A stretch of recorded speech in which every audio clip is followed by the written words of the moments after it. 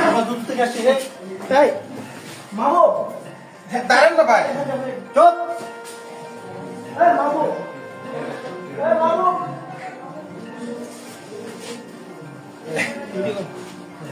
এই কই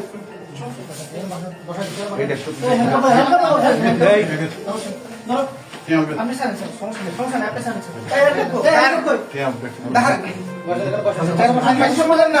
আপনি আমার কথা শুনবেন তো? আচ্ছা বসে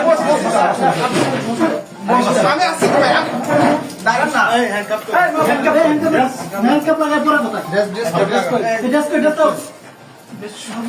শোনেন না, আপনি আমার কথা শুনেন না। কথা শুনবো পরে আপনি আমার কথা তো শুনেন। কথা শুনবো